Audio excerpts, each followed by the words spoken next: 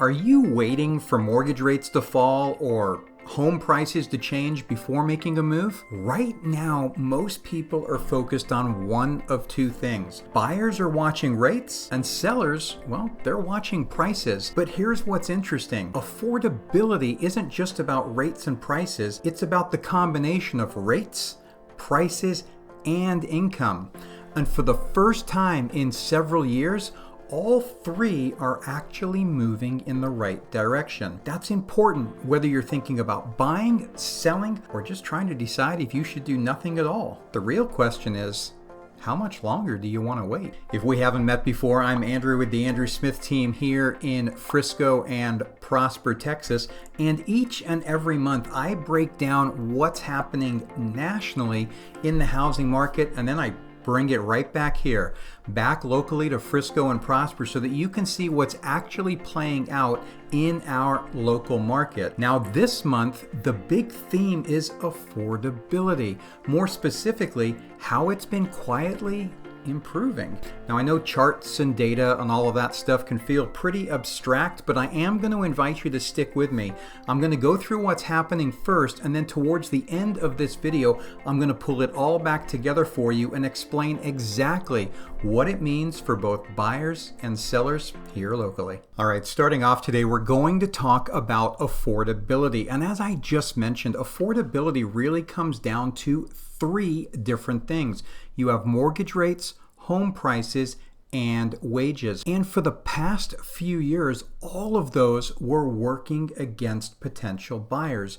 I mean, rates jumped, prices surged, and affordability deteriorated very, very quickly. But that dynamic has shifted, and for the first time in several years, those forces are now starting to align in a much healthier direction. Here's what I mean. When we look at this graph here quickly, the higher this number gets, the more affordable housing is considered. And you can see here, after bottoming out in June of 25, affordability has been steadily improving ever since. Now, mortgage rates today are roughly a full percent lower than they were just a year ago. This is going all the way back to 2022, and you can see the massive run-up we had in mortgage rates, but compared to where they were a year ago, as I mentioned, they are a full percentage point lower. And that's meaningful because a 1% move in mortgage rates materially changes the monthly payments, and it also changes buyer psychology. So we're no longer moving in the wrong direction. So again, mortgage rates also, when we look at home prices, the other part of the affordability equation, you can see that nationally, prices are still growing in many areas of the country, but the pace of growth has cooled significantly compared to where we were in 2021 and 2022. So this graph right here is showing the year-over-year change in home prices going all the way back to 2013. So you can see we all know what happened, the COVID years. Wham! That massive run-up in prices. Then the pace of appreciation dropped off tremendously. It actually, depending on where in the country you were, dipped slightly negative in 2023. I know we experienced that here in Frisco and Prosper. We saw renewed price appreciation again, but now it's come way back down. It's leveled off. The important thing to see here is that price appreciation is not running away anymore. What we're seeing is moderation.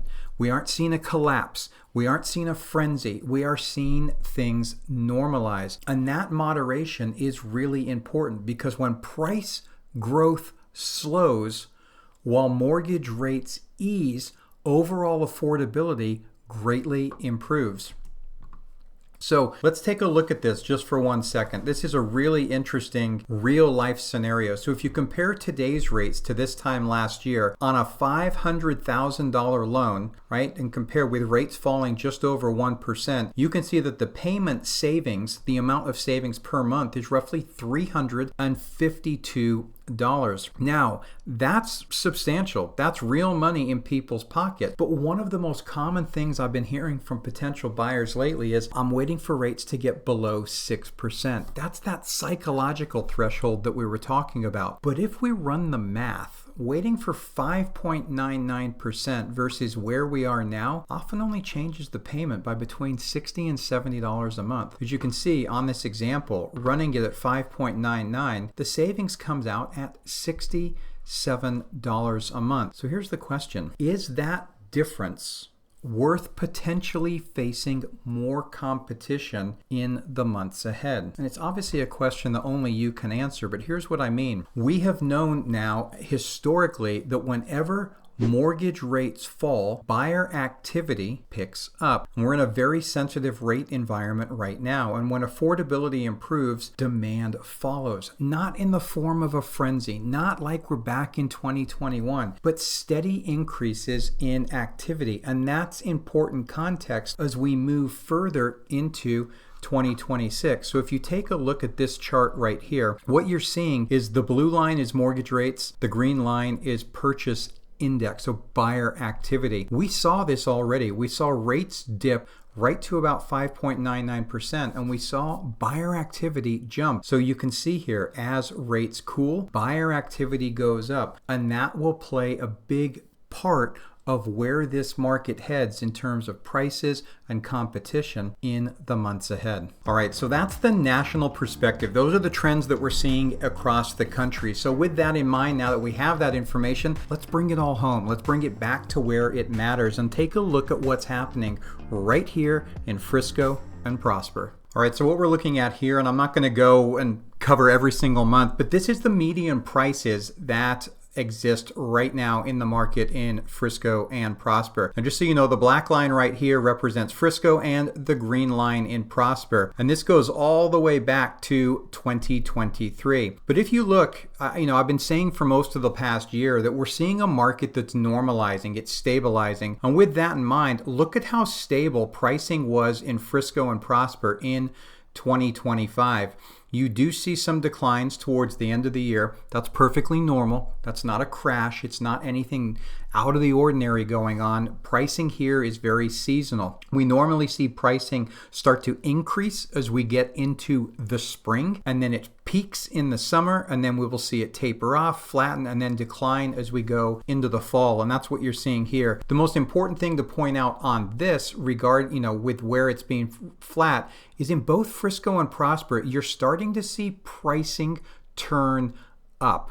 That doesn't mean we're in for a massive run up in pricing, but it also is showing that we're not seeing the bottom drop out of the market either. Right now, we are starting to see pricing turn up as far as appreciation goes as we get closer to the spring. Now, it's important to remember, as I just showed you, as affordability improves, buyer activity improves. And when we specifically look at pricing is a result of supply versus demand. So I've already showed that as the mortgage rates fall, demand goes up. So if we take a look at inventory in these markets, inventory supply is continuing to decline. As of the end of December, there were 596 properties for sale in Prosper, 317 in Prosper, and 596 in Frisco.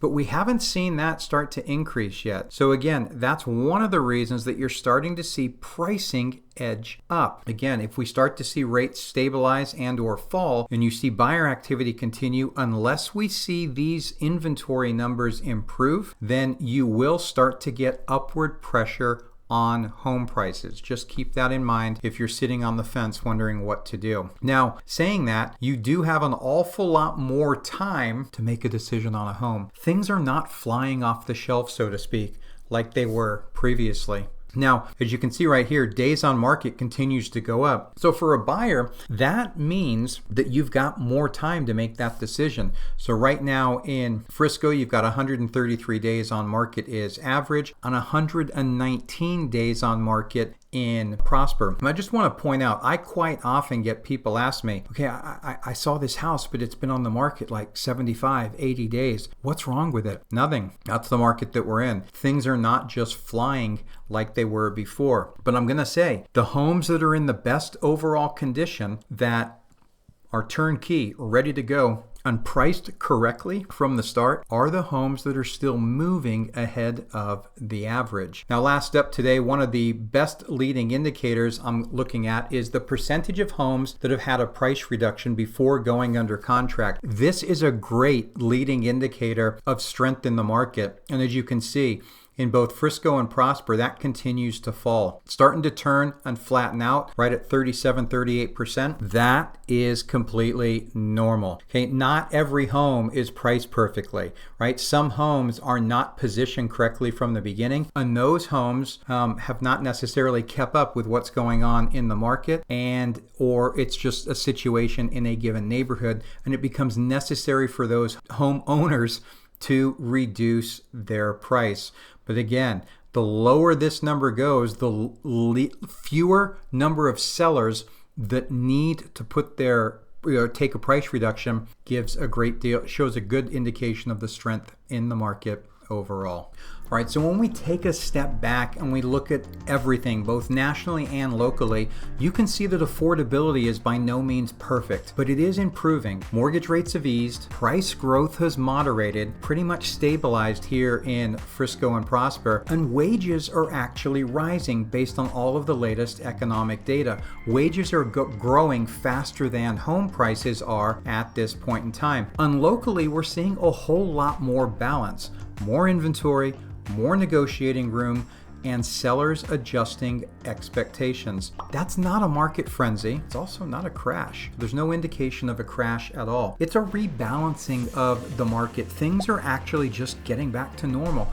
And in times like these, or in markets like these, strategy matters more than the headlines. So specifically for buyers, it may mean there's more opportunity than you think, especially compared to a year ago. If you haven't seen them, I invite you to check out some of the quick move-in videos I've done recently to see some of the deals that are actually still available in the market. For sellers, it means pricing and positioning is critical from the start. The days of being able to way overprice to build in a bunch of negotiating room, those are gone. The buyers will not bite. You have to be in tune with what's going on in the market right now and actually stay ahead of the curve and understand what it is that buyers are looking for. So the real question right now isn't whether the market is perfect, it's whether waiting actually improves your situation. So if you'd like to walk through any specific numbers, whether you're considering buying, selling, or just trying to decide if you should stay put and do nothing, then I'd be more than happy to have that conversation